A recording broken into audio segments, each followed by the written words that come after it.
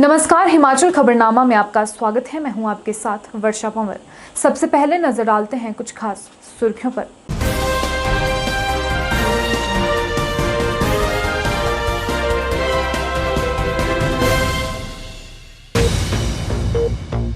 विधानसभा अध्यक्ष विपिन सिंह परमार और मुख्यमंत्री जयराम ठाकुर ने नई दिल्ली में राष्ट्रपति रामनाथ कोविंद को हिमाचल विधानसभा के विशेष सत्र में आने का दिया न्योता।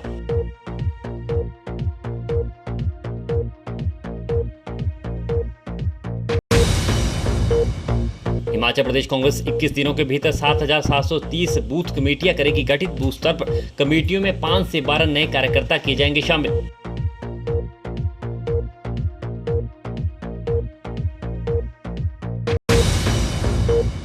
मुख्यमंत्री जयराम ठाकुर ने नई दिल्ली में केंद्रीय वित्त मंत्री निर्मला सीतारमण से की भेंट। $100 मिलियन की एशियाई विकास बैंक के प्रथम चरण की परियोजना को दोबारा शुरू करने की मांग।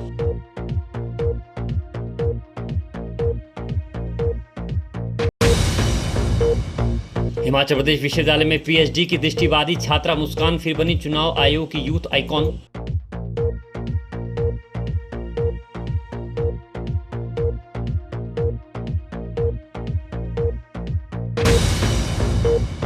आईजीएमसी लंगर विवाद पर माकपा ने खोला मोर्चा। अस्पताल प्रबंधन पर ठेकेदारी प्रथा को बढ़ावा देने का लगाया आरोप।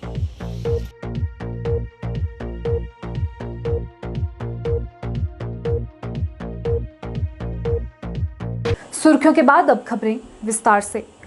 मुख्यमंत्री जयराम ठाकुर ने नई दिल्ली में भारत के राष्ट्रपति रामनाथ कोविंद से भेंट की।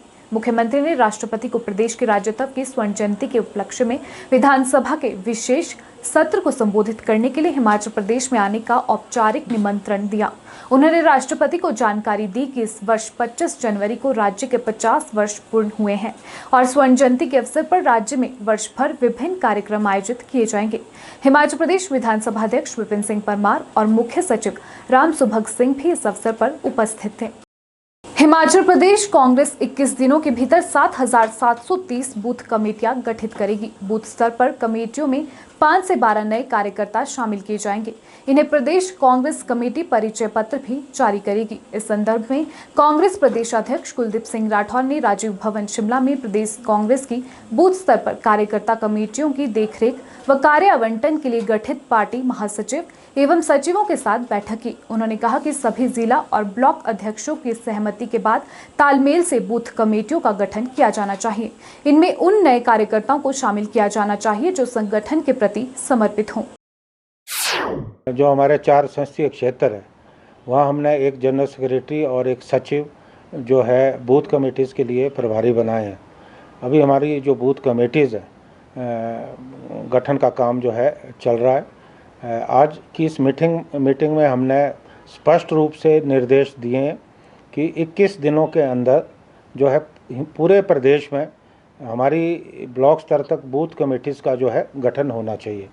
तो आज मैंने जितने भी जो प्रभारी बनाए हैं उनके साथ मेरी व्यापक रूप से चर्चा हुई और इस बात पे जोर दिया गया कि बूथ कमेटीज़ में ऐसे लोगों को शामिल किया जाए जो संगठन के प्रति जिनकी निष्ठा हो और संगठन के लिए समर्पित भावना से जो है काम कर रहे हैं।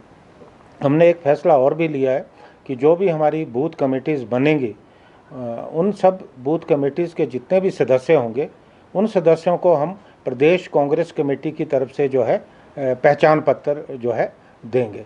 तो आज इस बैठक में ये तय हुआ है कि जितने भी हमारे जो प्रभारी बने ये ज़िला कांग्रेस कमेटी के अध्यक्षों और ब्लॉक कांग्रेस कमेटी के अध्यक्षों के साथ समन्वय स्थापित करके 3 हफ्ते के अंदर पूरी जो बूथ कमेटीज़ हैं उनकी सूची जो है प्रदेश कार्यालय को जो है ये भेजेंगे।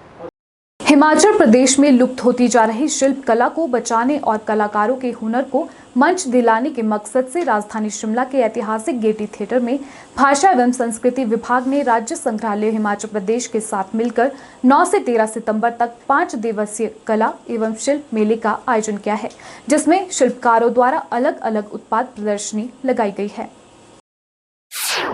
देश की आज़ादी की 75वीं वर्षगांठ के उपलक्ष्य पर मनाए जा रहे अमृत महोत्सव के तहत राजधानी शिमला के ऐतिहासिक गेयटी थिएटर में भाषा एवं संस्कृति विभाग ने राज्य संग्रहालय हिमाचल प्रदेश के साथ मिलकर 9 से 13 सितंबर तक 5 दिवसीय कला एवं शिल्प मेले का आयोजन किया, जिसका शुभारंभ हिमाचल प्रदेश के अतिरिक्त मुख्य सचिव आर डी धीमान ने किया।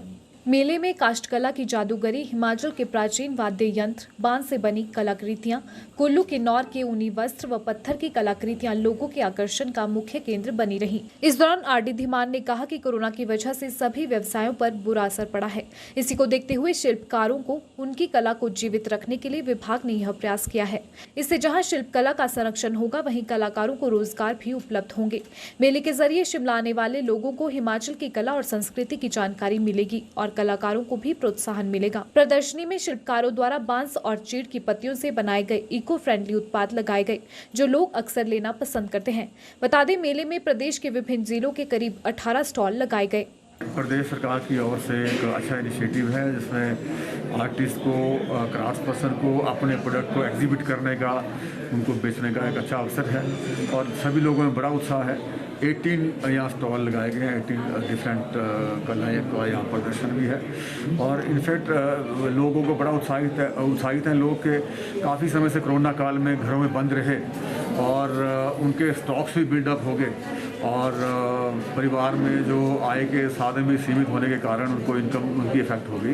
तो एक अच्छा मौका है, इसको हम और भी आगे बढ़ाएंगे। पाँच दिन का तो ये एक एग्जीबिशन है, उसके बाद इसको डलहौजी में और धर्मशाला में भी करने का प्रयत्न करेंगे ताकि इनको अच्छा एक अवसर मिल पाए लोगों तक पहुंचने का और अपने प्रोडक्ट को मार्केट करने का। देश में बढ़ती महंगाई और बेरोजगारी के खिलाफ जहां एक और सरकार पर विपक्ष निशाना साधे हुए है, तो वहीं अब भारतीय मजदूर संघ ने भी केंद्र सरकार को इन मुद्दों पर घेरना शुरू कर दिया है। भारतीय मजदूर संघ द्वारा वीरवार को प्रदेश भर में सभी जिला मुख्यालयों पर बढ़ती महंगाई के खिलाफ केंद्र सरकार को घेरा गया और सभी जिला उपायुक्तों व उपमंडलाधिकारियों के माध्यम से प्रधानमंत्री को ज्ञापन भेजा गया। ज्ञापन के जरिए संघ ने केंद्र सरकार से महंगाई पर लगाम लगाने की मांग की है। देश में बढ़ती महंगाई और बेरोजगारी के खिलाफ अब भारतीय मजदूर संघ ने भी केंद्र सरकार को घेरना शुरू कर दिया है। वीरवार को प्रदेश भर में भारतीय मजदूर संघ ने इन्हीं मुद्दों को लेकर प्रदेश के सभी जिला मुख्यालयों में प्रदर्शन किया।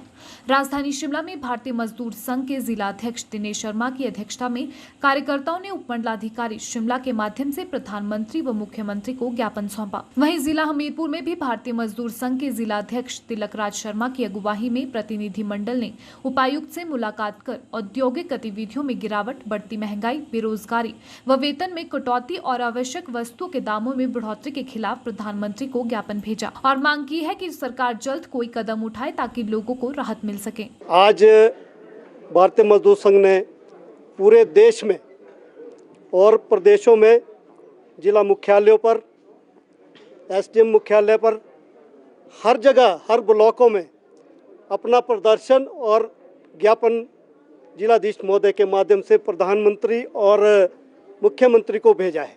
एक ज्वलंत मुद्दा देश के अंदर चल रहा है।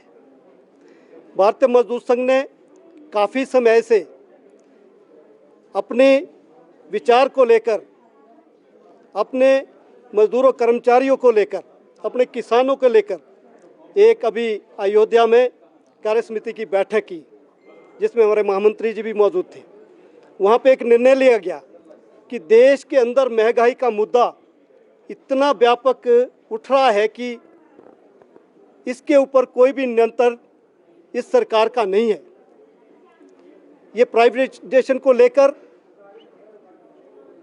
और उत्पादन को लेकर हमने दोनों पे चर्चा की है और निर्णय लिया कि पूरे देश के अंदर एक ऐसा आंदोलन खड़ा करेंगे कि ताकि सरकार को पता चले कि मजदूर कर्मचारी, एक गरीब इंसान किस तरीके से आज इस देश में गुजारा कर रहा है। पूरे देश के अंदर भारतीय मजदूर संघ ने निर्णय लिया, किसान संघ ने निर्णय लिया, स्वदेशी जागरण मंच ने निर्णय लिया कि पूरे देश के अंदर एक व्यापक आंदोलन भारतीय मजदूर संघ करेगा और हर समाज का हर वर्ग इस आंदोलन में हम खड़ा करेंगे।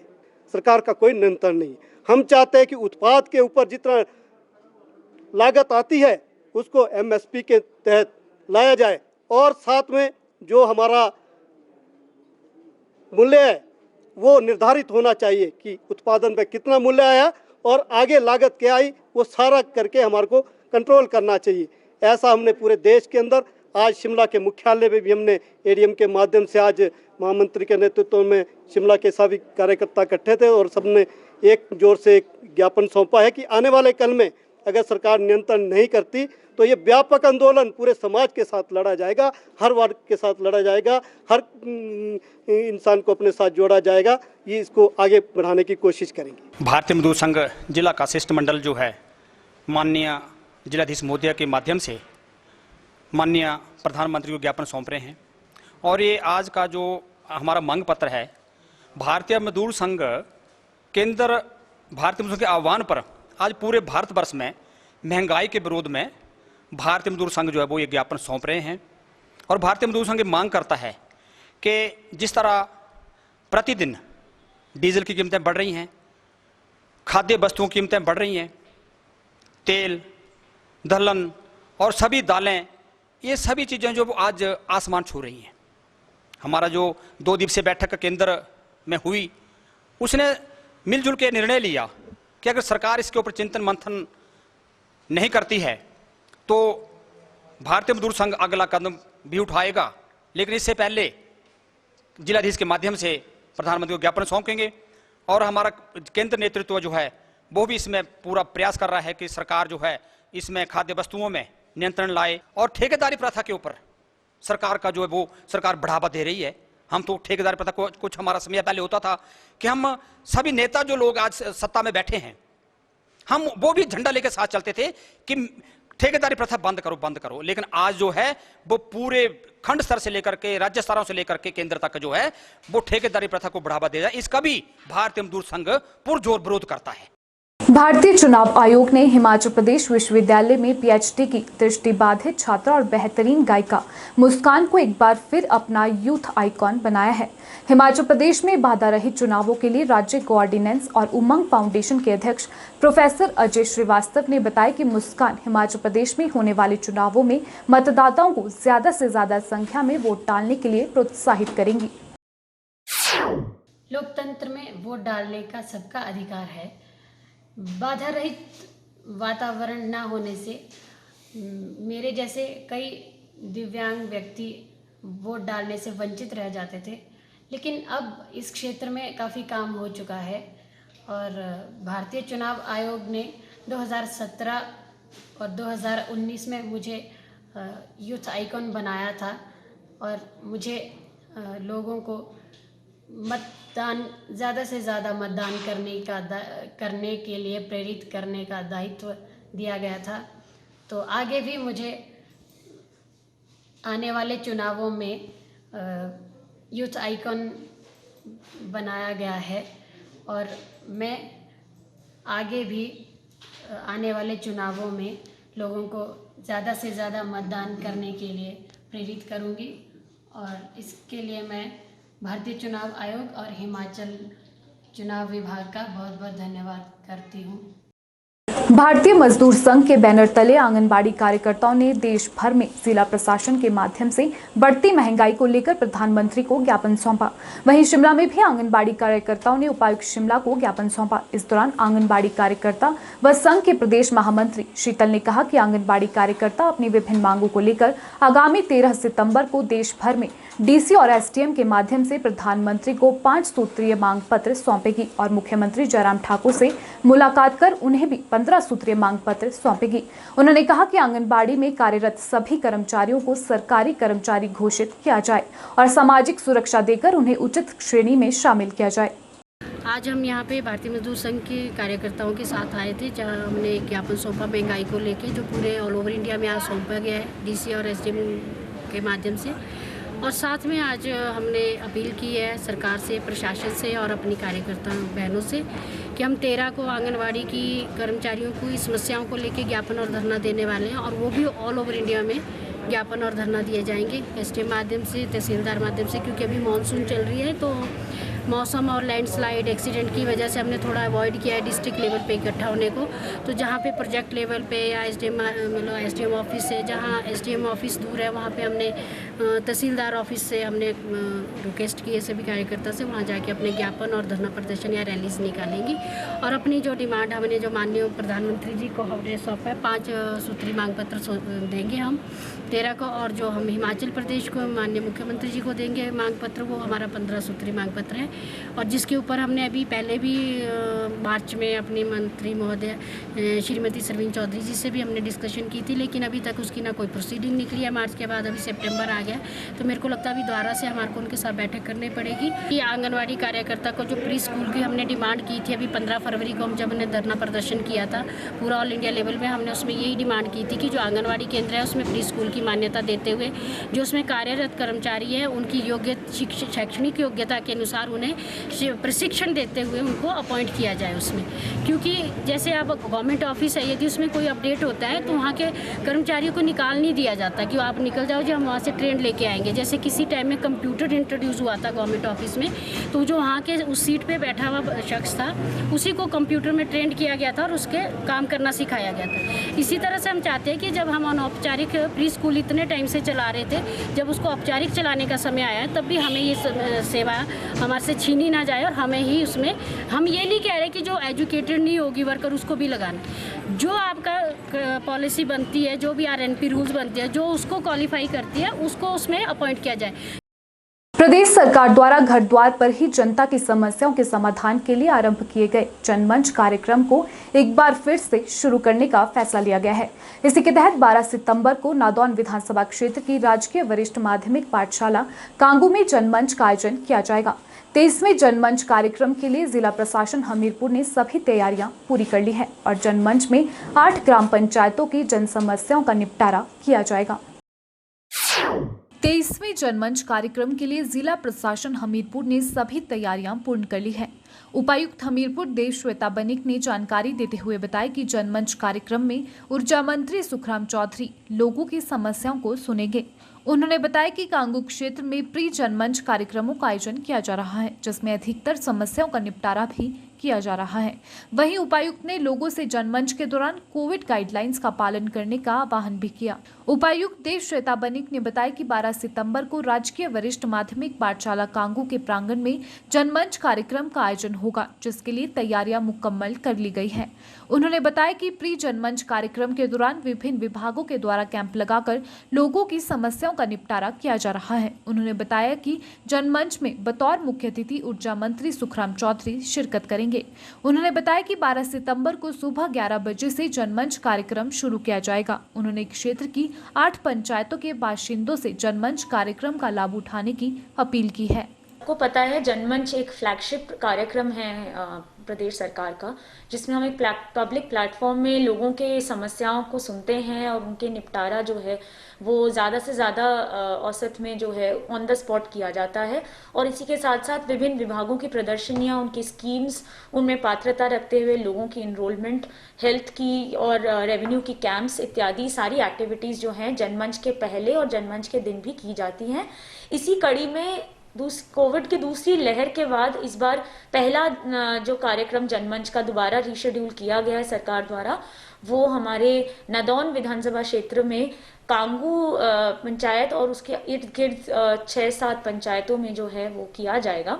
और ये कांगू में जो गवर्नमेंट सीनियर सेकेंडरी स्कूल है उसके मैदान में ये कार्यक्रम आने वाले रविवार को 12 सितंबर को जो है माननीय ऊर्जा मंत्री महोदय श्री सुखराम जी के अध्यक्षता में जनमंच का कार्यक्रम संपन्न होगा। और इसमें पिछले एक सप्ताह से करीब सभी विभागों को जोड़ते हुए अलग अलग प्री जनमंच एक्टिविटीज का आयोजन निरंतर किया जा रहा है। इसमें आयुष के कैंप से शुरू करके हेल्थ विभाग के कैंप्स, रेवेन्यू के डिमार्केशन पार्टीशन वगैरह के कैंप्स, म्यूटेशन के कैंप्स और अलग अलग विभाग जैसे कि IPH, PWD, इलेक्ट्रिसिटी बोर्ड और अन्य जो डेवलपमेंट के कार्य करने वाले विभाग हैं, उन सभी के कार्यों की इंस्पेक्शंस और उनके जो डेवलपमेंट वर्क्स की फॉलोअप भी जो है इन प्री जनमंच कार्यक्रमों में की जा रही है। लगभग 30 से 35 अलग अलग स्थानों पे जो है प्री जनमंच एक्टिविटीज में हमें एप्लीकेशंस और ग्रीवेंसेस प्राप्त हुई हैं। उनमें से ज्यादातर जो है मौके पे निपटा दी जा चुकी हैं और जो मौके पे जल्दी निपटारा जिनका नहीं संभव हो पाया है या उनमें कोई और पेचीदे इश्यूज रहे हैं, उस पे भी हर विभाग के तरफ से जो है कार्रवाई काफ़ी तेज़ गति से की जा रही है। और हम आशा करते हैं कि इस जनमंच के माध्यम से हम उस क्षेत्र के लोगों की जो भी डिमांड्स हैं और ग्रीवेंसेस हैं, खासकर सबसे कहना चाहेंगे कि जनमंच मेनली ग्रीवेंस को रिलेटेड के रिलेटेड जो इश्यूज हैं उनसे पर्टेन करता है, उससे ताल्लुक़ रखता है। और लोगों से भी आवेदन है कि वो कोविड की सारी सावधानियां बरतते हुए अपने जनमंच के कार्यक्रम में भाग लें, अपनी जो ग्रीवेंसेस हैं उनको कोहेरेंट तरीके से हमारे साथ साझा करें और उनकी हमारे तरफ से निपटारे की पूरी तरह से कोशिश रहेगी। श्री नैना देवी क्षेत्र में लगातार रुक रुक कर हो रही तेज बरसात के कारण एक बार फिर भूस्खलन का मामला सामने आया है। भूस्खलन के कारण एक बड़ा पत्थर पहाड़ से लुढ़ककर मंडियाली गांव के नीचे शेडनुमा बने लंगर हॉल पर जा गिरा, जिस कारण लंगर हॉल पूरी तरह से तहस नहस हो गया। बता दें, यह बड़ा पत्थर ऊपर पहाड़ी से गिरकर कोलंबाला ठोबा से श्री नैना देवी मार्ग से होता हुआ लंगर के शेड के साथ जा टकराया और शेड को तहस नहस कर दिया। गनीमत यह रही कि उस समय सड़क से कोई भी गाड़ी नहीं गुजर रही थी और ना कोई व्यक्ति मौजूद था, अन्यथा बड़ा हादसा हो सकता था। जोनल अस्पताल धर्मशाला में करीब 1 साल से सेवाएं दे रही आउटसोर्स नर्सेज को पिछले 2 माह से वेतन नहीं मिला है, जिसके विरोध में नर्सेज ने जिलाधीश कार्यालय के बाहर धरना प्रदर्शन किया। नर्सेज का कहना है कि जोनल अस्पताल धर्मशाला में लगभग 30 आउटसोर्स कर्मी अपनी सेवाएं दे रहे हैं। उन्होंने कहा, कोरोना काल में अपनी ड्यूटी देने के बावजूद भी 2 माह से उन्हें वेतन नहीं मिल पाया है। हालांकि इसकी शिकायत विभाग के अधिकारियों से भी की गई, लेकिन कोई कार्रवाई नहीं हुई। ऐसे में स्टाफ नर्सेज ने प्रदेश सरकार और अस्पताल प्रबंधन से जल्द उचित कदम उठाने की मांग की है और चेताया कि अगर उन्हें उनका वेतन जल्द से जल्द नहीं दिया गया तो वे अनशन पर बैठने को मजबूर होंगी। हम धर्मशाला जोनल हॉस्पिटल में काम करते हैं और हम कोविड के टाइम पे रखे थे आउटसोर्स स्टाफ। ठीक है, हम मतलब हमें कम से कम 1 साल हो गया हुआ है यहाँ पे काम करते हुए।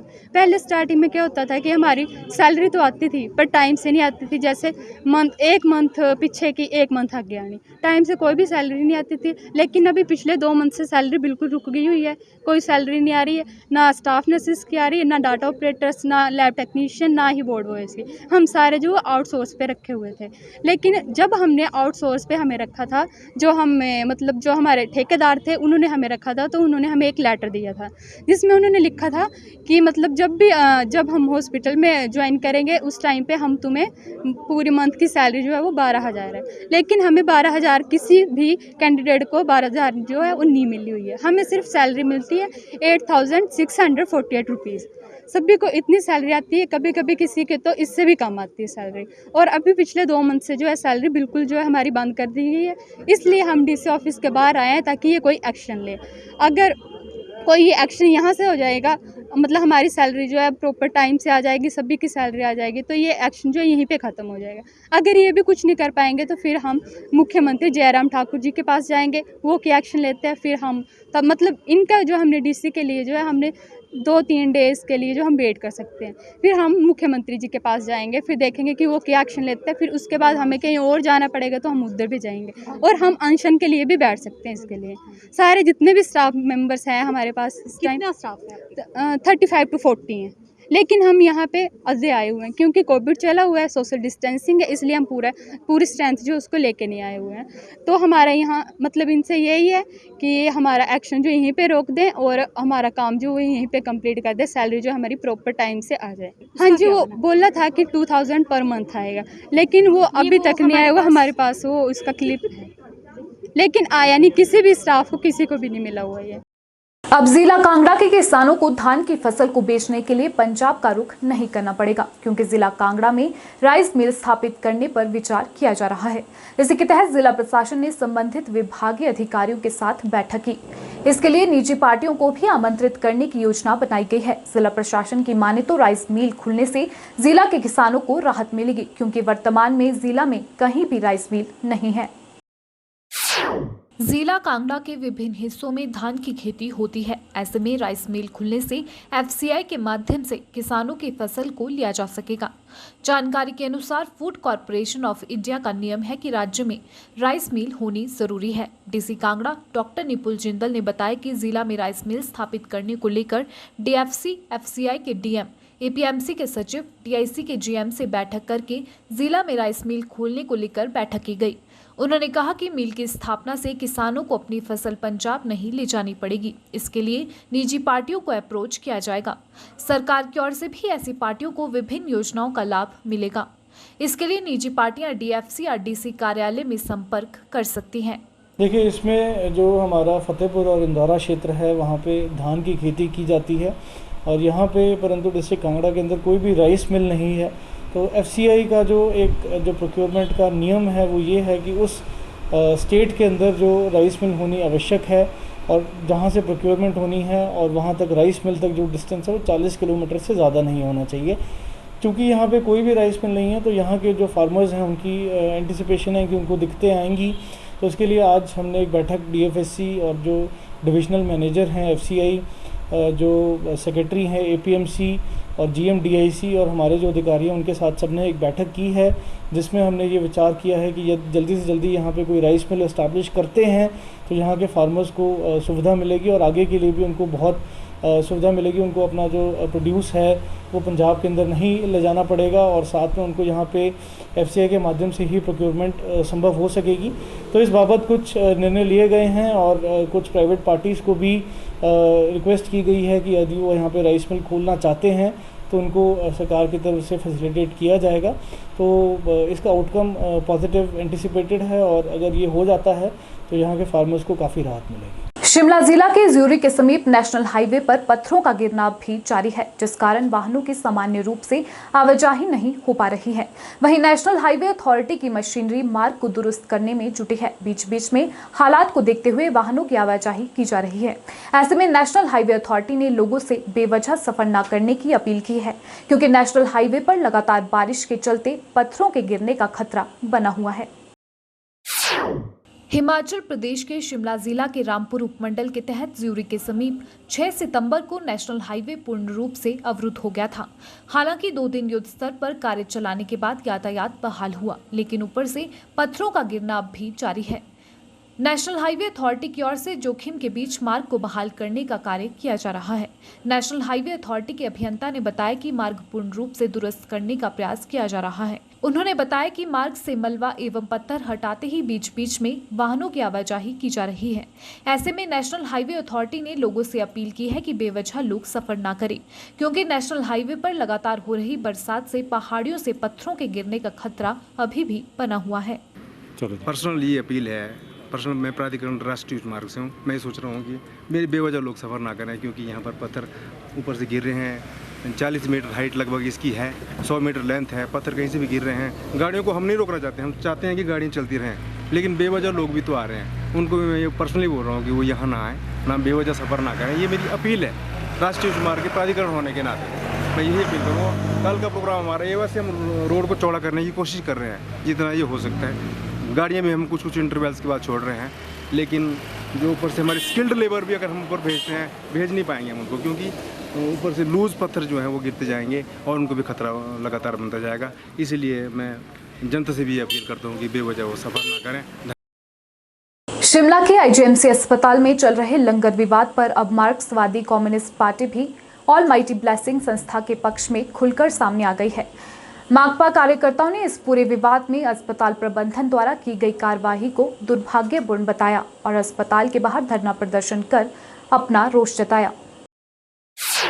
राजधानी शिमला के इंदिरा गांधी मेडिकल कॉलेज अस्पताल में चलने वाली लंगर सेवा इन दिनों विवादों में है। अस्पताल में लंगर सेवा चला रही ऑलमाइटी ब्लेसिंग संस्था पर अस्पताल प्रबंधन ने अवैध कब्जा करने का आरोप लगाया है कि संस्था पिछले 7 साल से अवैध रूप से बिजली और पानी की चोरी कर रही है, जिसकी न्यायिक जांच होनी चाहिए। वहीं लंगर के नाम पर हो रहे इस दंगल में कांग्रेस और माकपा सहित शहर की कई सामाजिक और धार्मिक संस्थाएं ऑलमाइटी ब्लेसिंग संस्था के पक्ष में खुलकर सामने आई है। युवा कांग्रेस और माकपा ने तो लंगर हॉल से बर्तन और अन्य सामान को बाहर फेंकने की घटना को दुर्भाग्यपूर्ण करार दिया है। यूथ कांग्रेस के बाद अब माकपा कार्यकर्ताओं ने इस पूरे मामले को लेकर आईजीएमसी के बाहर धरना प्रदर्शन कर अस्पताल प्रबंधन के प्रति अपना रोष जताया। पार्टी नेताओं का कहना है कि प्रदेश के इस सबसे बड़े अस्पताल में राज्य के अलग अलग जिलों से लोग इलाज के लिए आते हैं। ऐसे में बीते कई वर्षों से ऑलमाइटी ब्लेसिंग संस्था यहां आने वाले मरीजों और तीमारदारों को लंगर सेवा के जरिए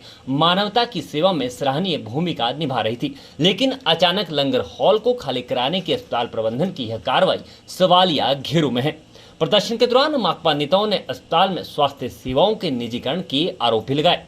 जो यहाँ पे गरीब लोग आते हैं, अपना इलाज करवाने आते हैं, उनके साथ अटेंडेंट आते हैं, उनके लिए जो खाने की व्यवस्था यहाँ पर की जाती थी उसके ऊपर रातों रात इन्होंने हमला किया। एक तरफ से हम उसका भी विरोध करते हैं। अगर सरकार किसी को मुफ्त खाना नहीं दे सकती है, अपने आप नहीं बांट सकती है, जो एक वेलफेयर स्टेट होने के नाते, कल्याणकारी राज्य होने के नाते किसी भी सरकार की जिम्मेदारी है, लेकिन सरकार उसको नहीं निभा रही है। अगर कोई साथी कर भी रहा है, कोई व्यक्ति कर भी रहा है कि इंसानियत होने के नाते उस कार्य को, उसके ऊपर भी इस तरीके से हमले कर रहे हैं सिर्फ अपने लोगों को फायदा पहुँचाने के लिए। और यही बात नहीं है। आप आईजीएमसी, ये हॉस्पिटल है, सरकारी बिल्डिंग है, इस बिल्डिंग के अंदर एसआरएल लैब चलती है। आईजीएमसी और प्रदेश सरकार ने अपने ही बिल्डिंग के अंदर निजी लोगों को न्योता दिया है और एसआरएल के साथ जो प्रदेश की सरकार है, हमारे राज्य की सरकार है, इनका एक MOU साइन हुआ था, जिसके तहत सरकार को क्या करना था, एसआरएल लैब को क्या करना था कि 25% लोग जो गरीब है, जो यहाँ पे कैंसर के पेशेंट है, 25% टेस्ट को फ्री करना है। लेकिन आईजीएमसी के अंदर एक भी टेस्ट एसआरएल के लैब के द्वारा फ्री नहीं किया जाता है। और बहुत सारे टेस्ट ऐसे हैं जो बहुत सारे दिन प्रतिदिन महंगे हो रहे हैं। और एसआरएल की जो रिपोर्ट है, बहुत सारे टेस्टों की रिपोर्ट है, बहुत सारी कंप्लेंट आई है, लेकिन एक तरफ लोगों को हटाया जा रहा है, दूसरी तरफ आप सरकारी महकमे के अंदर न्योता दे रहे हैं ठेकेदारों को काम करने का। तीसरा सबसे महत्वपूर्ण प्रश्न यहाँ पे जो कैंटीनों की व्यवस्था हॉस्पिटल के अंदर चलती है। शिमला शहर के अंदर जितने भी अस्पताल है, चंद व्यक्तियों के फायदा देने की, चाहे प्रदेश के अंदर कोई भी सरकार आए, अपने लोगों को फिट करने के लिए, जबकि हॉस्पिटल के अंदर, अस्पताल के अंदर जो कैंटीनें चलती है, खाने की जो व्यवस्था होनी चाहिए, साफ सुथरा होना चाहिए, पौष्टिक खाना होना चाहिए, लेकिन ठेकेदारों के हवाले कैंटीनों को किया जाता है। और जब ठेकेदारों के हवाले किया जाता है, ठेकेदार का पहला काम है, कोई भी ठेकेदार आएगा, अपना मुनाफा कमाना है, अच्छे क्वालिटी का खाना नहीं मिलता है। और इस कैंटीन के अंदर कई बारी लोगों ने कंप्लेंट की है, कई बारी कॉकरोच मिले हैं, कई तरह की डॉक्टरों द्वारा भी कंप्लेंट की जा चुकी है। लेकिन ये सारी की सारी जो चीजें हैं, प्रदेश की जो सरकार है, हिमाचल प्रदेश जो सरकार है, यहाँ शिमला के अंदर बैठती है, उसके नाकों तले ठेकेदार सरेआम इसके अंदर घोटाला करते हैं। लेकिन इसका सीधा सीधा जो मकसद है, जो कोई भी सरकार आती है, चाहे आज बीजेपी की गवर्नमेंट आई है, अपने लोगों को फिट करने के लिए सीधा सा एजेंडा है कि अपने लोगों को फिट करना है, अपने पार्टी का ठेकेदार होगा, अपने पार्टी के चंद लोगों के जिनको रखा जाएगा और तानाशाही होगी और मन मर्जी के रेट वसूले जाते हैं। वहीं लंगर हॉल में सेवादार विजय कुमार ने अस्पताल प्रबंधन की ऑलमाइटी ब्लेसिंग संस्था पर लगाए गए बिजली और पानी चुराने के आरोपों को बेबुनियाद और निराधार बताया। विजय कुमार ने बताया कि लंगर हॉल में बिजली और पानी का कनेक्शन काट दिया गया है। ऐसे में रात के समय सेवादार मोमबत्ती की रोशनी में काम कर रहे हैं और पानी की व्यवस्था टैंकरों के माध्यम से की जा रही है। उन्होंने बताया कि मुख्यमंत्री और शहरी विकास मंत्री को समस्या से अवगत करवाया गया है और समस्या के जल्द समाधान का आश्वासन मिला है। बहरहाल सरकार ने मामले को लेकर अब जांच का जिम्मा ADM law and order Shimla Rahul Chauhan को सौंपा है। एडीएम आगामी 15 दिनों में सरकार को जांच की रिपोर्ट सौंपेंगे। हम जो पानी यहाँ इस्तेमाल कर रहे थे, जैसा कि बोलते हैं पानी बिजली चोरी कर रहे हैं, हमने कोई चोरी नहीं की है। हम यहाँ जो हमारे को परमिशन गवर्नमेंट ने दी थी आज से 8-9 साल पहले, इसमें बिजली पानी लगा हुआ था, हम वही बिजली पानी इस्तेमाल कर रहे हैं। हमने कहीं से कोई लाइन एक्स्ट्रा नहीं लगाई। तो अब कैसे मतलब ये चल रहा है? जो अभी बिजली काट दिया, रात को हम कैंडल पे काम करते हैं, दिन को तो लाइट से हो जाता है। तो पानी के लिए टैंकर है।